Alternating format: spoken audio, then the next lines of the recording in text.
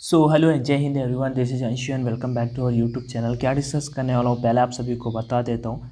English and GK का mock test number 5 होने वाला है इससे पहले, और ये एग्ज़ाम रिलेवेंट है तो डेफिनेटली एग्जाम में जाने से पहले इन मॉक टेस्ट को अटेम्प्ट करना और अपना स्कोर मुझे कमेंट सेक्शन में कमेंट करके बताना। 26.4 के ये लोग यहाँ पे हैं आप लोग, तो डेफिनेटली यहाँ पे आ सकते हो अगर आप में से नहीं जुड़े हो यहाँ पे कोई भी, क्योंकि पीडीएफ आपको यहीं पे देखने को मिल जाएगी। क्वेश्चन फर्स्ट यहाँ पे डिस्कस करते हैं। एरर का क्वेश्चन है। क्वेश्चन फर्स्ट है यहाँ पे some part of the sentence have error and some are correct, मतलब कि कुछ गलत है कुछ सही है। We received much help from the neighbours. देखो यहाँ पे जो मच हेल्प दिया हुआ है ना, यही आपका गलत है, तो we received option number B बिल्कुल यहाँ पे रॉन्ग था। यहाँ पे मच की जगह पे हम क्या कर सकते हैं, मच की जगह पे अपने सामने दो ऑप्शन है, या तो अलॉट ऑफ कर दो, we received a lot of help from the neighbours, हमें मतलब नाइबर्स के द्वारा बहुत मतलब ज़्यादा मदद मिली, या फिर इसे आप लॉट्स ऑफ भी कर सकते हो, केवल अलॉट्स ऑफ केवल लॉट्स ऑफ कर सकते हो, ठीक है। अलॉट ऑफ लगाने की कोई ज़रूरत नहीं है। सो यहाँ पे राइट आंसर क्या हो जाना था, ऑप्शन नंबर बी आपके क्वेश्चन के अकॉर्डिंग राइट हो जाना था। नेक्स्ट क्वेश्चन नंबर सेकंड की ओर पढ़ते हैं। फिर से आपका एरर का क्वेश्चन है। एरर का क्वेश्चन है चूज द करेक्ट अल्टरनेटिव। कोई दिक्कत नहीं है, आपको यहाँ पे पता होगा कि करेक्ट अल्टरनेटिव मतलब कि इसकी जगह पे क्या यूज किया जाता है, ठीक है। अगर नो इम्प्रूवमेंट है तो नो इम्प्रूवमेंट आप क्लिक कर सकते हो। Instead of his hard work he did not succeed, ठीक है।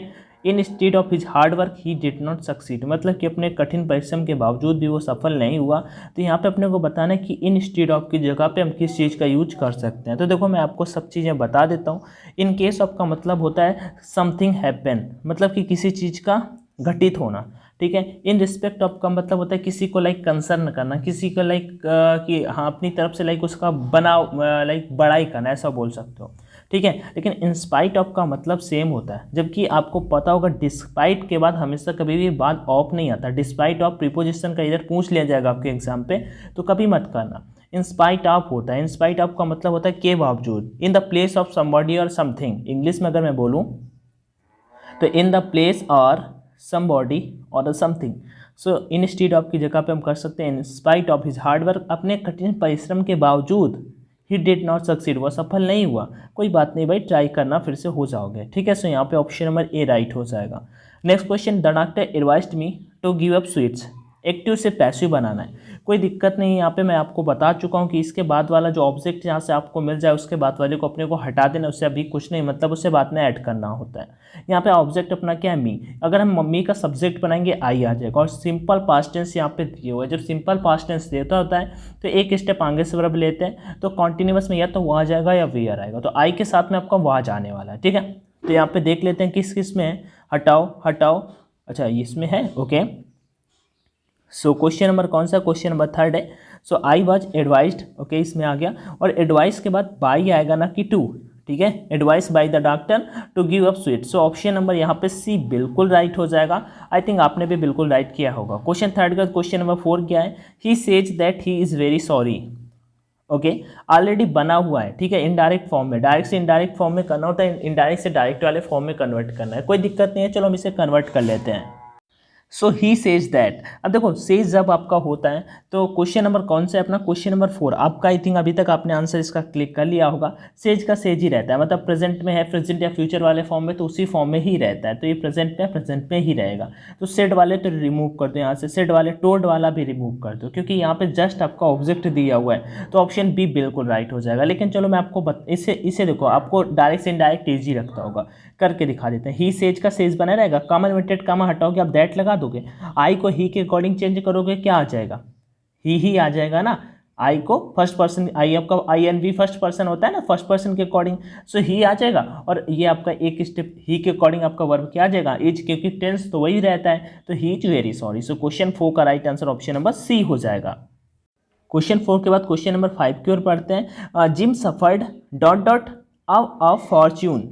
सो यहाँ पे आपको अप्रोप्रिएट वर्ड आपको फिल करना है कि यहाँ पे जो रिक्त स्थान दिया हुआ है fill in the blank techniques में कौन सा इसमें से मीनिंग आ सकता है। तो देखो मैं आपको बता देता हूँ। Gym suffered a dot the reversal of Fortune. Reversal मतलब होता है अंडू करना, मतलब बैक न जाना, मतलब a thing which can not be change, एक वस्तु जो चेंज ना की जा सके। तो इसका राइट आंसर हो जाएगा reversal, okay reversal. Gym suffered a reversal of Fortune. Question 5 का क्वेश्चन नंबर 6 की ओर बढ़ते हैं। यहाँ पे best expresses meaning, it means आपको सिमिलियर बताना है, साइनोनिम बताना है, हार्ड मतलब होता है डिफिकल्ट, हार्ड मतलब होता है डिफिकल्ट, और अगर मैं इसके बात कर लेता हूँ कठिन, सो ऑप्शन ए बिल्कुल राइट हो जाएगा 6 का। अगर सिंपल बात कर लेते हैं तो इसका मीनिंग सेम हो जाता है, ऑर्डिनरी, कॉमन जिससे आप बोल सकते हो सेम हो जाएगा, और इजी का मतलब भी आपका सरल ही होता है। तो कहीं ना कहीं ये तीनों आपस में सेम है, बट डिफिकल्ट इसका सेम मीनिंग हार्ड का हो जाएगा। नेक्स्ट क्वेश्चन से बढ़ने से पहले, कोस्ट गार्ड एग्जाम के लिए अगर ऑनलाइन मॉक नहीं लगाया हो तो परीक्षा ऐप का लिंक डिस्क्रिप्शन बॉक्स में दे रखा है, जरूर लगा लेना, क्योंकि आपके लिए हेल्पफुल होंगी। क्योंकि सबसे बड़ी बात क्या, आप टाइम मैनेज करना सीख जाओगे, और प्राइस भी इतना ज़्यादा नहीं है, मतलब ये कोड डाल देना तो 149 रुपीज़ में आपको 20 टेस्ट मिल जाएंगे। जो आप ऑफलाइन मार्केट से बाई करते हो वही आपको ऑनलाइन टेस्ट लगाने को मिल जाएंगे। तो डेफिनेटली आप कर लेना, आपको रैंकिंग देखने को मिल, मतलब जैसा पेपर होता है वैसे ही देखने को मिल जाए। और क्या 20 बातें बताऊँ आपको, ठीक है। सो आप कर लेना प्रैक्टिस, ठीक है। जरूर एक बार ऑनलाइन लगा लोगे तो आपको अपनी रैंकिंग वगैरह जरूर पता चल जाएगी। इस कोड का यूज कर देना तो आपको कुछ डिस्काउंट, कुछ क्या 50% डिस्काउंट मिल जाएगा। जो भी प्राइस होगा 300 प्राइस होगा 149 रुपये में मिल जाएगा। ओके, सो बढ़ते आगे, उसका लिंक मैंने डिस्क्रिप्शन बॉक्स में दे रखा है। क्वेश्चन 6 के बाद क्वेश्चन 7 की ओर बढ़ते हैं। Genius, okay. जीनियस का देखो राइट मीनिंग यहाँ पे आपको देखने को पता होगा। जनरस पर्सन एक उदार आदमी, काइंड, हम्बल या जेंटल जो बोला जाता है जनरस पर्सन, तो ये कहीं ना कहीं जीनियस से रिलेट नहीं करता है, ठीक है। आगे आप फॉरनर एक विदेशी, क्या पूछ रहा है, सेम मीनिंग पूछ रहा है, ठीक है। तो ये दोनों तो नहीं हो सकता, मैं आपको दोनों मीनिंग बता दी। एन एथलीट जो स्पोर्ट्स गेम्स में भाग लेता है, कहीं ना कहीं ये तीनों मतलब इससे मेल ही नहीं खा रहे हैं। तो आप कहोगे कि भाई ऑप्शन नंबर सी बिल्कुल राइट हो जाएगा, पर्सन विथ अनकॉमन इंटेलेक्चुअल, ठीक है। जीनियस मतलब कि जिसे आप बोलते हो थोड़ा ज़्यादा टाइप का बुद्धिमान होने वाला। सो क्वेश्चन 7 का राइट आंसर ऑप्शन नंबर यहाँ पे सी राइट हो जाएगा। नेक्स्ट क्वेश्चन की ओर बढ़ते हैं। यहाँ पे फेमस, फेमस का मतलब क्या होता है, फेमस का मतलब होता है प्रसिद्ध, ठीक है। अपोजिट अपने को इसका बताना है, क्वेश्चन 8 पे अपोजिट बताना है। तो अननोन का मतलब होता है अपरिचित, ठीक है। अननोन का मतलब होता है अपरिचित, और वेल नोन का मतलब होता है चिरपरिचित, जिसे जाना जाता हो। अनफैमिलियर मतलब होता है, फैमिलियर मतलब कि जिसे आप जानते हो, अनफैमिलियर भी कहीं ना कहीं ऐसा ही होता है, बट अननोन इसका राइट होगा, ठीक है। नोटोरियस मतलब होता है कुख्यात, फेमस का अपोजिट बोल सकते हो कुख्यात, ये भी फेमस होता है इन अ रॉन्ग वे, ऐसा बोल सकते हो। सो क्वेश्चन 8 का right answer option number B होना था, नोटोरियस का right answer option number B हो जाएगा अननोन। नेक्स्ट क्वेश्चन नंबर 9 की ओर, एग्रेसिव का आपको अपोजिट वर्ड बताना है, एग्रेसिव का आपको अपोजिट बताना है, सिंपल से दे रखा है तो मैं आपको बता देता हूँ एग्रेसिव क्या होता है। एग्रेसिव क्वेश्चन 9, इसका मतलब अपोजिट बताना है। एग्रेसिव लाइक गुस्सैल टाइप का, इसका अपोजिट हो जाएगा पीसफुल, शांति बनाए रखने वाला, ठीक है। और यहाँ पे एक मीनिंग दे रखी है, ये डल मतलब भद्दा घटिया होता है, पूछा गया एग्जाम पे, ब्राइट हो जाता है। उसका एक मीनिंग और भी यहाँ पे दे रखी है, जैसे डॉलीफुल, इसका मतलब होता है बहुत ज़्यादा दुखी टाइप में होना। इनएक्टिव तो आप सभी जानते हो कि लेजी का साइनोनिम हो जाएगा, ठीक है ना। स्लेजिस्टा, लेजी, आइडल, ये सब इसके साइनोनिम होते हैं। सो क्वेश्चन 9 का right answer option number B. 9 का 10 नंबर है, a figure with many angles और साइड इज कॉल्ड। अच्छा, एक फिगर जिसमें बहुत सारे एंगल्स होते हैं उसे क्या बोला जाता है। यहाँ पे अपने को बताना है, सब्स्टिट्यूशन वर्ड है ये, देखो सब्स्टिट्यूशन दिया हुआ है, कोई दिक्कत देने वाली बात नहीं है। यहाँ पे मैं बता देता हूँ हेक्साजन। अब मैन विथ मैन ये फिगर विथ मैनी एंगल्स जिसके 6 भाग होते हैं, 6 भाग होते हैं, उसे हेक्साजन बोला है। 8 भाग होते हैं उसे हम बोलते हैं ऑक्टाजन, जिसके 5 भाग होते हैं उसे हम पेंटागन बोलते हैं, और जिसके बहुत सारे भाग होते हैं जो क्वेश्चन दे रखे हैं उसे बोलते हैं पॉलीगन। सो क्वेश्चन 10 का right answer option number C हो जाएगा। क्वेश्चन 10 के बाद क्वेश्चन 11 की ओर बढ़ते हैं। A person who collect coins is called, एक पर्सन जो कॉइन्स को कलेक्ट करता है उसे क्या बोला जाता है। देखो यहाँ पे सिंपल से मैं आपको बता देता हूँ, ये ऑर्निथोलॉजिस्ट दिया हुआ, बहुत बार आपके एग्जाम पे पूछा हुआ है। इसका मतलब होता है जो कॉइन्स को कलेक्ट करता है, जो बर्ड्स के बारे में अध्ययन करता है, जो बर्ड्स के बारे में अध्ययन करता है उसे हम ऑर्निथोलॉजी बोलते हैं। न्यूमिस्मेटिस्ट, क्वेश्चन नंबर कौन सा है, क्वेश्चन 11 का न्यूमिस्मेटिस्ट, इसका मतलब क्या हो जाएगा। तो इसका पहले मैं आपको राइट आंसर बताता हूँ, इसका राइट आंसर हो जाएगा फिल्टेलिस्ट, ठीक है। और ये जो न्यूमिस्मेटिस्ट दे रखा है इसका मतलब होता है, अच्छा मैंने यहाँ पे थोड़ा सा गलती कर दी, ऑर्निथोलॉजिस्ट का मतलब होता है जो आपका बर्ड्स के बारे में अध्ययन करता है, और जो ये फील वाला दे रखा है इसका मतलब होता है कलेक्टर स्टडीज स्टैम्प्स, जो स्टैम्प को कलेक्ट करता है उसे हम बोलते हैं फिलेटेलिस्ट। और न्यूमिस्मेटिस्ट आपको इसे कॉइन्स को कलेक्ट करने वालों को बोला जाता है। तो 11 का ऑप्शन नंबर बी होना था, 11 का ऑप्शन बी होना था। और कॉइन कलेक्टर तो आप जानते होगे, सिक्के को कलेक्ट करने वाला बोल सकते हो, लेकिन इसका राइट आंसर ऑप्शन बी होगा, ठीक है, न्यूमिस्मेटिस्ट बोला जाता है। 11 का 12 नंबर की ओर, the manager give him assistant a piece of his mind, a piece of his mind, ये आपका इडियम है, पीस ऑफ हिज माइंड, ठीक है। अब पीस ऑफ हिज माइंड एक इडियम है, इसका मतलब क्या होता है, 12 का right answer option number B हो जाए, डी हो जाएगा, जिसका मतलब होता है चाइल्ड करना, स्कॉल्ड करना जिसे बोला जाता है, स्कॉल्ड करना। सो 11 का right answer option number D हो जाएगा। The manager give his assistant a piece of his mind, इसका मतलब होता है स्कॉल्डिंग करना, चाइल्ड करना, डांटना या फटकारना। ओके, नेक्स्ट क्वेश्चन के बाद 12 के बाद 30 नंबर की ओर। Find the correctly spelled word, correctly spelled word को यहाँ पे फाइंड आउट करना है कि कौन से राइट मीनिंग है। 13 का right answer option number C हो जाएगा, डिफ्यूजन, DEFFUSION, इसे नोट डाउन कर लेना, ठीक है। डिफ्यूजन, डिफ्यूजन का मतलब होता है प्रसार करना, एक्सपेंड करना। डिफ्यूजन का मतलब होता है प्रसार करना, एक्सपेंड करना। आगे बढ़ते हैं 14 की ओर। One word is correctly spelled, इनमें से फिर से एक मीनिंग राइट है, हैपेंड, ठीक है। और 2-3 मीनिंग मैं आपको बता देता हूँ जो अभी IAF के एग्जाम पे आई थी, एक एकोमोडेट करके आई थी, आई थिंक इसी में है वो मीनिंग, तो मुझे याद है, और वो आई थी, एकोमोडेट थी, और बहुत सारी मीनिंग है। चलो हटाओ अभी, करेक्टली स्पेल्ड वर्ड यहाँ पे। तो हैपेंड मतलब होता है घटित होना, हैपेंड का स्पेलिंग आप सभी को आता होगा, HAPPENED, हैपेंड।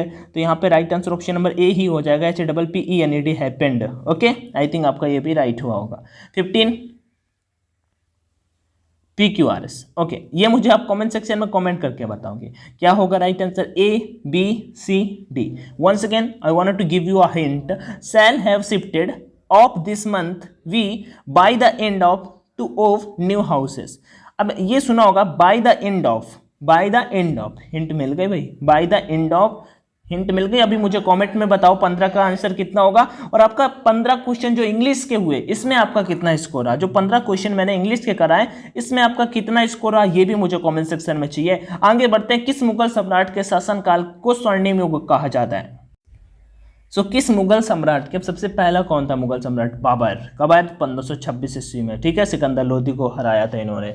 चलो यहाँ पे बढ़ते हैं, और स्वर्णिम युग किसे कहा जाता है, यहाँ पे ये पूछा है गोल्डन इरा, तो इसका राइट आंसर हो जाएगा शाहजहां। शाहजहां कब से कब तक थे ये भी नोट डाउन कर लेना, 1628 से 1658 तक, ठीक है, इसे स्वर्णिम युग कहा जाता है। किस मुगल सम्राट का पूछा गया यहाँ से। नेक्स्ट क्वेश्चन की ओर बढ़ते हैं, 16 के बाद 17 नंबर की ओर। नाइटिंगेल ऑफ इंडिया के नाम से किसे पुकारा जाता है, नाइटिंगेल ऑफ इंडिया, इनको भारत कोकिला के नाम से भी जाना जाता है, ठीक है। तो वो थी अपनी सरोजनी नायडू, ठीक है, सरोजनी नायडू के नाम से, मतलब नाइटिंगेल ऑफ इंडिया के नाम से किसे पुकारा जाता है, who was called the Nightingale of India, जिनका जन्म मैं बोलूँ तो 13 फैब 1879, आप ये याद कर सकते हो, 1879 से लेके 1949, अगर मैं गलत नहीं हूँ, और मैं गलत नहीं हूँ ये मुझे पता है, ठीक है। 1949 से लेके 1879 से लेके 1949 इनका मतलब ये जन्म हुआ था, ये इनकी मृत्यु हुई थी, और इन्हें भारत कोकिला के नाम से भी जाना जाता है, नाइटिंगेल ऑफ इंडिया भी बोला जाता है कि ना, सरोजनी नायडू को। नेक्स्ट 17 का 18 नंबर, संस्कृत तथा कला के क्षेत्र में दिए जाने वाला पुरस्कार का नाम बताइए। सो कबीर पुरस्कार तो हटा दो, और उसका शंकर पुरस्कार है, वैसे इसका आंसर, राइट आंसर शंकर पुरस्कार होगा, कि संस्कृत तथा कला के क्षेत्र में दिया जाने वाला पुरस्कार शंकर पुरस्कार है। द्रोणाचार्य अवार्ड आप सभी को पता होगा, लाइक गेम्स में जो लाइक प्लेयर परफॉर्म करते हैं उनके गुरु को दिया जाता है, ठीक है। अगला साहित्य के क्षेत्र में ज्ञानपीठ हो जाता है, तो संस्कृत के बारे में बात की गई। 90 नंबर क्वेश्चन है कि अपने शासनकाल के शुरुआती वर्षों के दौरान अकबर का शासन वास्तव में उनके नामक द्वारा चलाया गया था। ये इजी क्वेश्चन है, आपको पता होगा। जब अकबर मतलब शासन कर रहे थे, तो स्टार्टिंग में अकबर छोटे थे, आप सभी को पता है, तो उनके समय मतलब उनका नेतृत्व किसने किया था, आपको पता होगा, जो 1556 में द्वितीय युद्ध हुआ था पानीपत का, ठीक है, तो उसमें अकबर और हेमू के बीच में, तो इसमें अकबर का नेतृत्व तो पता है किसने किया था, अकबर की सेना का, बैरम खां ने। और स्टार्टिंग में बैरम खां ही थे जो मतलब पूरा अकबर को सपोर्ट करते, सब कुछ करते थे, तो ऐसा यहाँ पे उनका संरक्षक बोला जाता है बैरम खां, तो यहाँ पे बैरम खां राइट आंसर हो जाएगा क्वेश्चन 19 का। क्वेश्चन 20 बढ़ते हैं, आज का लास्ट क्वेश्चन है कि किस नदी को तिब्बत में सांगपो और बांग्लादेश में जमुना के नाम से जाना जाता है, किस नदी को, तो वो नदी कौन सी है, और उसे अरुणाचल प्रदेश में पता है क्या बोला जाता है, दिहांग, मैं लिख के बता देता हूँ, दिहांग बोला जाता है अरुणाचल प्रदेश में, ठीक है। वैसे और यहाँ पे और क्या है, अगर भारत में उसकी नदी की लंबाई बताऊँ तो 916 किलोमीटर है, और अगर मैं कुल लंबाई उसकी बताऊँ तो 2900 किलोमीटर है, ठीक है। उसे नदी को तिब्बत में सांगपो बोला जाता है, बांग्लादेश में जमुना बोला जाता है, और भारत में उस नदी को बोला जाता है ब्रह्मपुत्र बोला जाता है, ठीक है, ब्रह्मपुत्र बोला जाता है। क्वेश्चन 20 का right answer option number C था। आपका कोई भी डाउट बन रहा हो तो मुझे कमेंट सेक्शन में बता सकते हो, वीडियो पसंद आया हो तो शेयर कर देना। फर्स्ट टाइम चैनल पर विजिट किया हो तो सब्सक्राइब कर लेना, और बाकी कोई क्वेरी हो तो कमेंट में ज़रूर बता देना। थैंक यू एंड जय हिंद।